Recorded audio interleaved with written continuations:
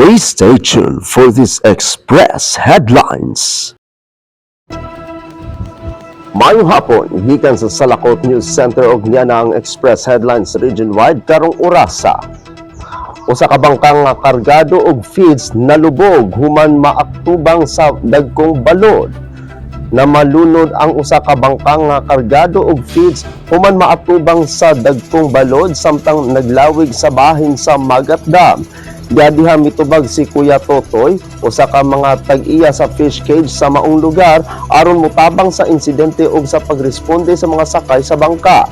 Nahimong pahimangno ang maong insidente sa mga naglawig nga Magat Dam nga nag-amping ilabi na panahon nga kusog ang hangin nga nahimong hinungdan sa dagkong balod.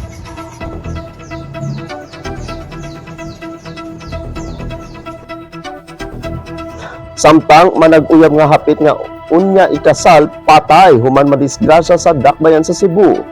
Patay ang manag-uyab human madisgrasya ang gisakyang motorsiklo sa Cebu Tops Road sa barangay Busay sa dakbayan sa Cebu niadtong Martes sa gabii. Giila sa Traffic Enforcement Unit o kon TEU ang mga nakalas nga sina John Mike Boyonas, 27 anyos, Bible preacher, ug residente sa Pungtod sa Alaska, mambaling og iyang fiancé nga si Rose Ann Hermoso, 25 anyos, mulupyo sa Roosevelt, Busay.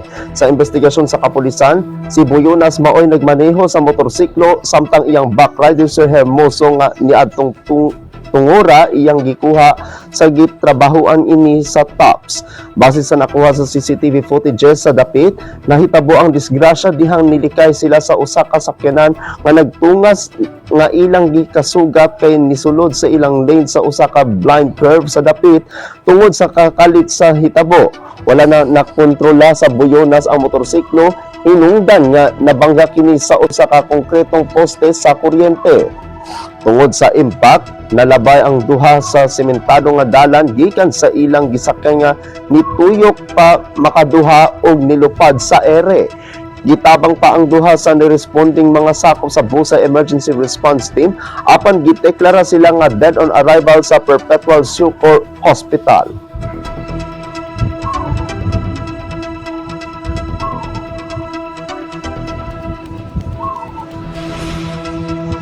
Atangi ang uban pang mga balita unya sa alas 9:30 sa gabi sa Weekend News. Ako sa Apolinario, 30 Dignadi si Valencia ug kini ang Salakot Online Broadcasting Network.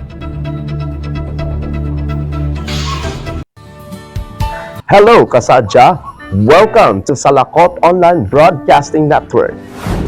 Where every story matters, every voice is heard, every update counts.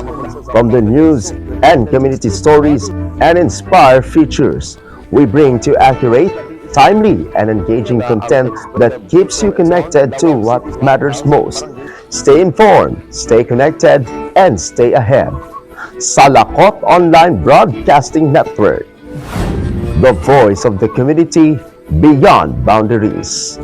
Like, comment, share, follow us today, and never miss an important update.